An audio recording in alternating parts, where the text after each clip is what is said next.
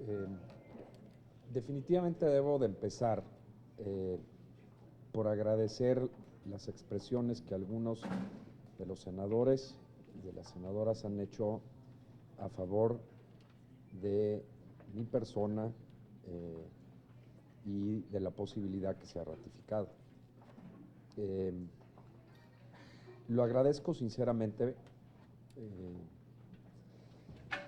y lo único que quiero destacar es que esas expresiones simplemente me comprometen más con mi país, con el gobierno de la República y por supuesto con el Senado de la República en ejercicio de sus facultades para poder trabajar juntos en lo que hoy coincidimos es un momento importante en la relación con Estados Unidos. Así es que esas expresiones en verdad solo me comprometen más y así las asumo. Hay varios puntos que han sido comentados por las señoras senadoras y senadores, trataré de referirme a todos. El primer punto es nuevamente en relación a los memorandos de implementación que fueron comentados. Al punto que decía la senadora Cuevas, en efecto, la sección H.9 de uno de esos memorándums autoriza, conforme a la legislación migratoria, al Departamento de Seguridad Interior hacer lo que usted ya mencionó en relación a las peticiones de asilo, autoriza al Departamento de Seguridad Interior, no obliga en forma alguna al Estado mexicano a hacerlo. Estoy completamente de acuerdo con usted. Así es que ante ese planteamiento que existe en ese memorándum, por supuesto estará sujeto al cumplimiento de nuestro propio marco legal y de nuestros intereses. Repito, no obliga en forma alguna al Estado mexicano. También quiero destacar un punto porque está relacionado. El senador Flores hablaba de la ayuda, de la revisión de la ayuda. Yo creo que la manera, primero hay que precisar, eso no es ayuda, es cooperación, número uno. Nuestro país creo que siempre está abierto a la cooperación y si eso implica recursos, sea bienvenido. Hay que entender, a mi juicio bien, el origen conceptual de esa cooperación, porque parte de un principio básico que es, la hemos aceptado porque tiene que ver con la responsabilidad compartida en distintos retos. Destaco principalmente el tema de la cooperación en materia de seguridad y los recursos a los que ya hizo referencia senadora, que tiene que ver con la iniciativa. Esa cooperación que en recursos inició tan solo hace unos cuantos años, es importante porque es el reconocimiento del gobierno de los Estados Unidos que existe una responsabilidad compartida en la atención del combate al crimen organizado y específicamente a el comercio ilegal de drogas. Por eso está ahí. Y el gobierno de la República solo la ha aceptado porque responde a ese principio de responsabilidad compartida.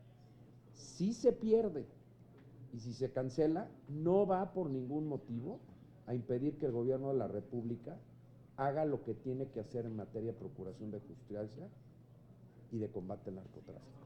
Y será en detrimento del gobierno de los Estados Unidos y de ese país esa decisión. Entonces, la revisión no, senador. La revisión nosotros la hacemos mismos antes que no las hagan, porque entendemos la naturaleza de esa cooperación que responde a principios de responsabilidad compartida, no ayuda.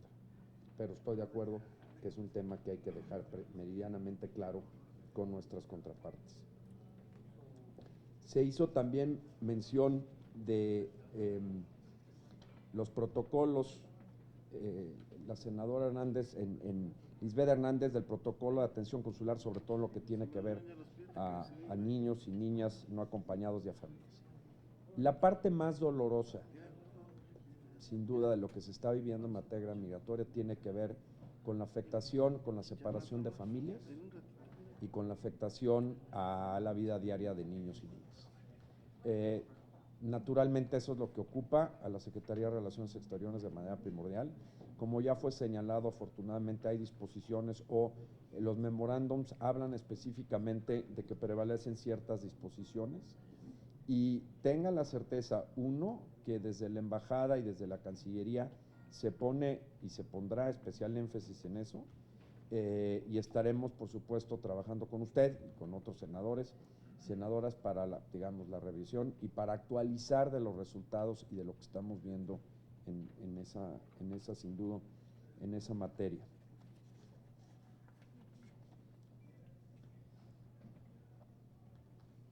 Hay un tema que ya trató el senador que es importante, ¿por qué no se ha discutido nuevamente el acuerdo migratorio? ¿No? Yo creo que sin duda es una de las materias que tendrán que abordarse en los diálogos que tenga el Senado en la colaboración con el Ejecutivo. Yo creo que hay que enfatizar tres cosas. Uno, como mencioné, buscar la ampliación y la modernización de las vías legales para que exista movilidad entre México y Estados Unidos en laboral y para que la gestión del fenómeno migratorio sea más humana, mucho más eficiente, con mejores resultados para los países. No es un objetivo que se pueda abandonar y no se abandona. Creo que hay que entender también que los acuerdos migratorios que de hecho existen, o sea, Estados Unidos lo que tiene es una legislación como existe en México la Ley de Población y Migración, una legislación en esa materia, y que las excepciones particulares o a países particulares son mínimas. Y normalmente esas se dan a través del ámbito ejecutivo.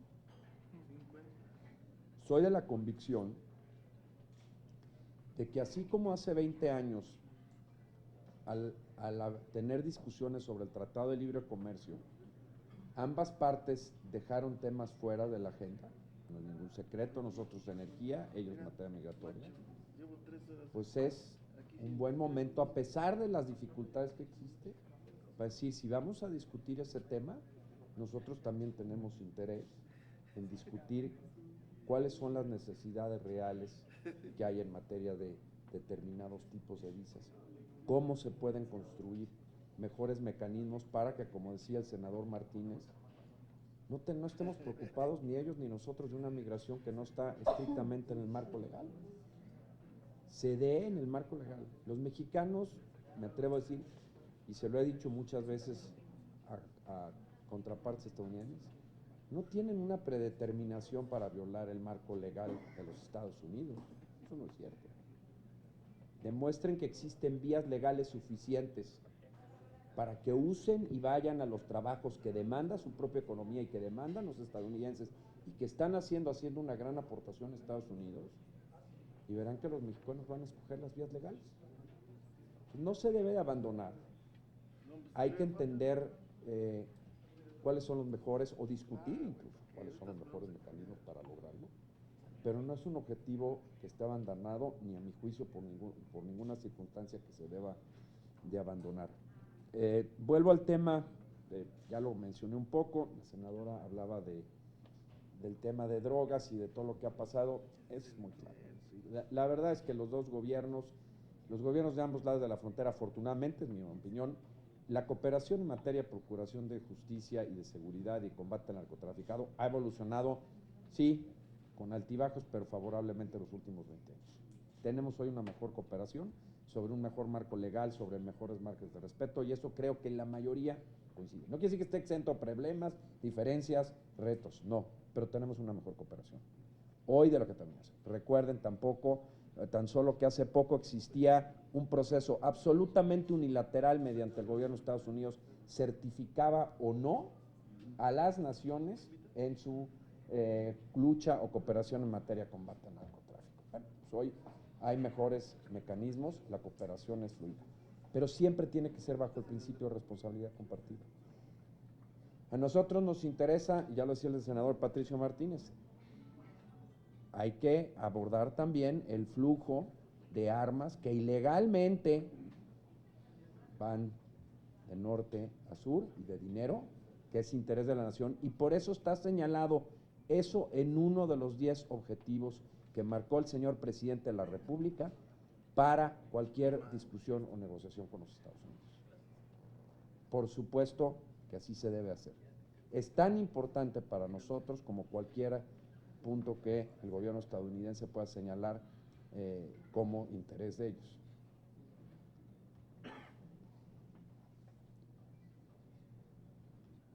El gobierno en México, por muchas décadas, ha sabido hacer un uso inteligente de los organismos, de las cortes y de los procesos internacionales. Basta ver la tradición diplomática, no de ahora, sino de muchos años. El caso Avena, por mencionar un ejemplo de hace unos años, en el cual se logró establecer una serie de precedentes a favor de los derechos de connacionales en Estados Unidos, independientemente de su estatus migratorio. Se han solicitado, obtenido en muchas ocasiones opiniones consultivas de todo tipo de organismos internacionales. Afortunadamente en la Cancillería, desde hace de tiempo atrás, hay un equipo competente, profesional, que conoce los organismos internacionales. Y no habrá ninguna duda del gobierno de la República en hacer uso de esos mecanismos cuando sea útil, oportuno, como lo ha hecho siempre. Así es que los comentarios en ese sentido son válidos, pero creo que simplemente hay una coincidencia con lo planteado por las señoras senadores y señores senadores.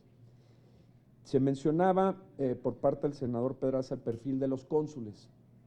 Mire, senador, dos cosas quiero destacar. Yo he tenido la oportunidad de trabajar en la Cancillería ya algunos años y me he encontrado en realidad en muchos miembros del Servicio Exterior mexicano, en la gran mayoría, los funcionarios más comprometidos y más profesionales que tiene el Ejecutivo. Se lo digo sin ningún empacho. Pero no son todos. Yo creo que el perfil, por supuesto que los que son miembros del Servicio Exterior mexicano son los que naturalmente reúnen el perfil apropiado para una labor consular. No tengo las cifras de cómo estén ahora, pero también ahí ha habido, y lo he visto, de personas que no son servidores públicos, que no son miembros del Servicio Exterior mexicano, que han hecho una estupenda labor. Y déjenme tomar un ejemplo.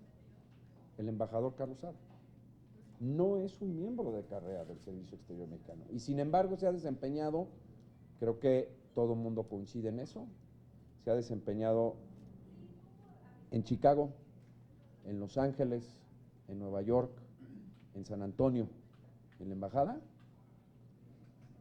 con un profesionalismo que creo que todas las partes reconocen.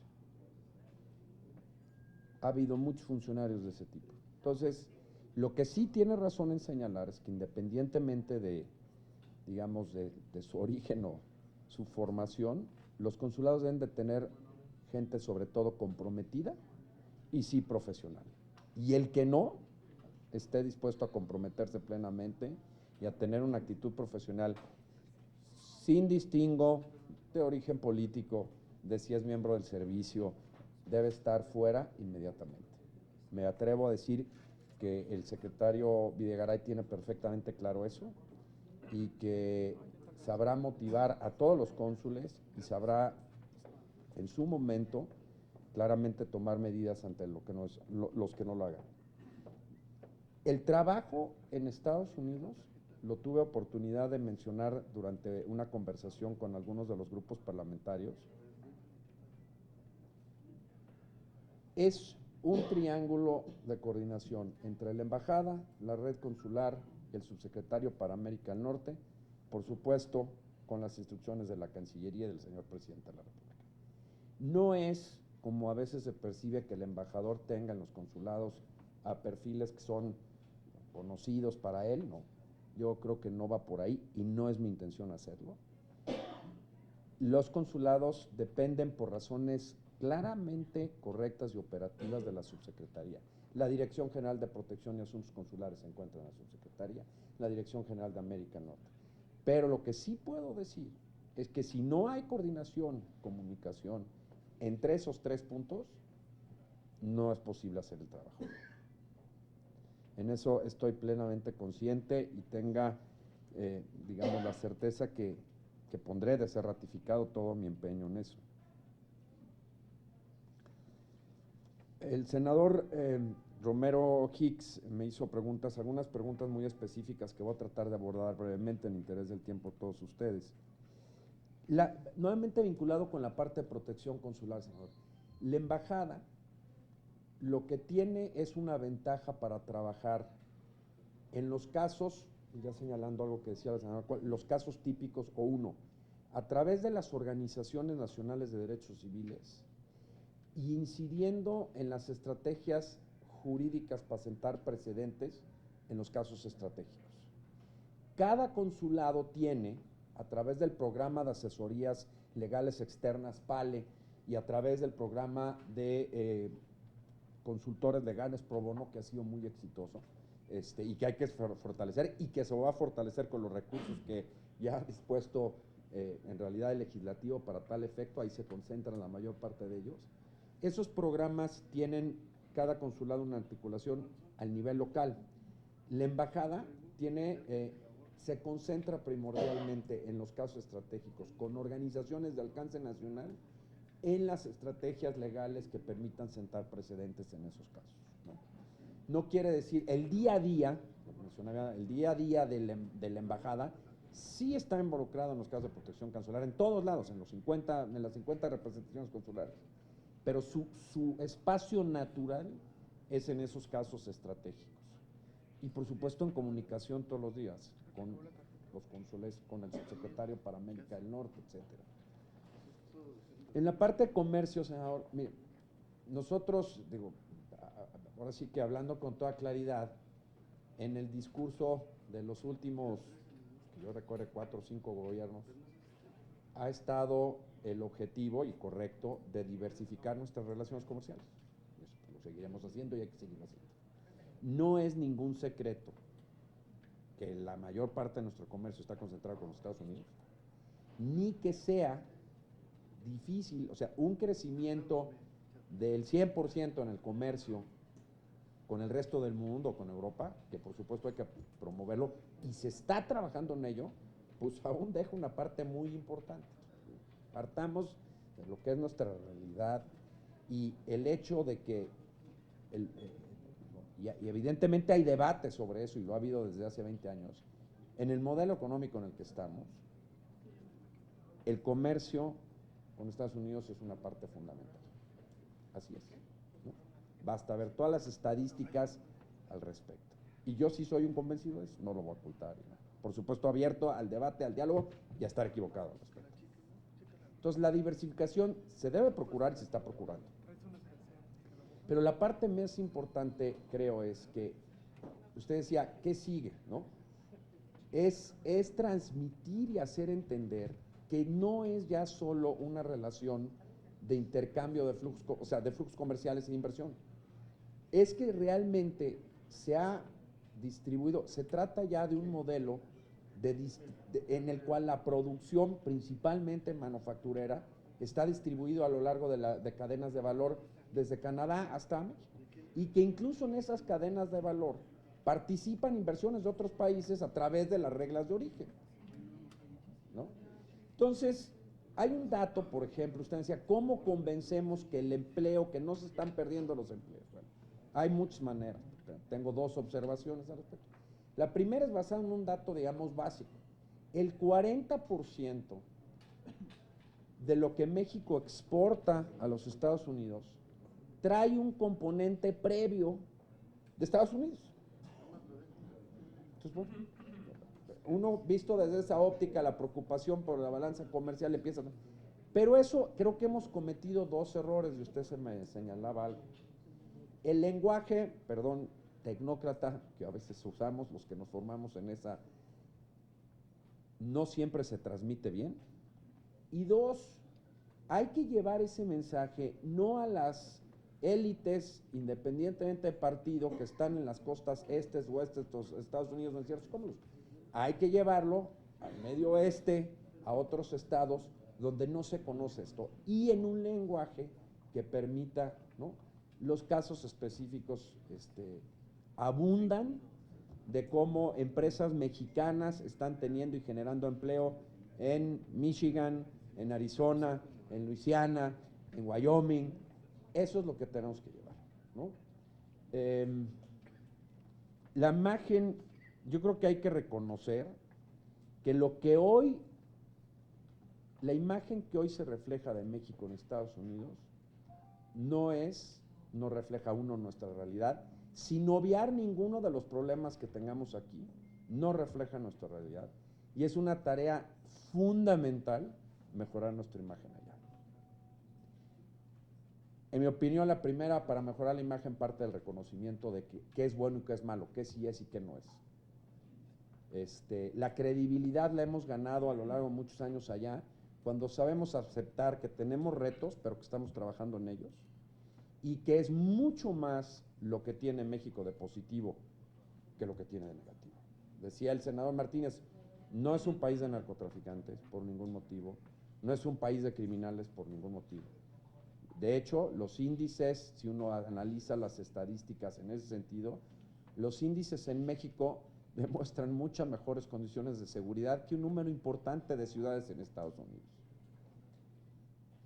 Hay que hacerlo, es un tema que me parece que es menester reconocer que se ha descuidado y que tenemos que trabajar, ¿no? Me referí un poco en mi intervención inicial a eso, con el Congreso, con medios de comunicación, etcétera, resulta fundamental. Y finalmente, un tema que sé que es de su interés personal, la parte educativa. Yo destacaría dos cosas. El mecanismo que fue creado recientemente, el FOBESI por sus siglas y todo, es un buen principio. Hay una meta específica de, primero, incrementar significativamente el número de estudiantes. Creo que esa meta se debe perseguir. Es decir, creo que tampoco hay que tener demasiados objetivos porque nos perdemos. Esa meta de incrementar el número de estudiantes mexicanos que están allá y viceversa es importante. Creo que la comunidad, digamos, de ciencia y tecnología debemos de aprovecharla más. Ha habido ejercicios anteriores en ese sentido que se descuidaron. La red de talentos, por ejemplo, que hizo el Instituto Mexicano de lo Exterior hace unos años, que es importantísima. Y aparte porque es lo que, digamos, lo que abona a que haya un conocimiento más profundo de las sociedades, pues desde edades jóvenes. O sea, yo no puedo negar que parte de mi concepción respecto a Estados Unidos está formada porque fui un becario en ese país y una serie de cosas. Hay que hacerlo a la inversa también, ¿no? Es muy importante. Pero bueno, espero haber abordado los puntos, pero permítame concluir con su permiso, senadora, con dos reflexiones o tres más. La primera, quiero decirle al senador Pedraza Cabral, aprecio mucho sus comentarios y realmente sus preocupaciones en buena medida las comparto. Solo quiero precisar, no tomo esto como una chamba transitoria por ningún motivo. Desde que acepté desempeñarme en esto lo hice absolutamente consciente de la responsabilidad que implica, y debo dejarlo claro. Tengo la mayor apreciación por lo que una comparecencia de este tipo y del proceso, comparto exactamente lo que tienen que analizar los señores senadores, pero sí quiero reiterarle, entendiendo su preocupación, que no, por ningún motivo. Desde que asumí esta responsabilidad, o por lo menos la posibilidad de esta responsabilidad, lo hice plenamente consciente de lo que implica. He servido 25 años bajo 4 presidentes y no tengo la menor duda dónde están mis principios, mi patriotismo, ni mucho menos. Puedo equivocarme, sí, y cuando lo haga espero que me lo señalen. Pero lo que puede tener la certeza es que la asumo con plena responsabilidad y con pleno patriotismo. Y le ofrezco llevarle pruebas de ello, y si no, que me lo demande. Y también quiero decir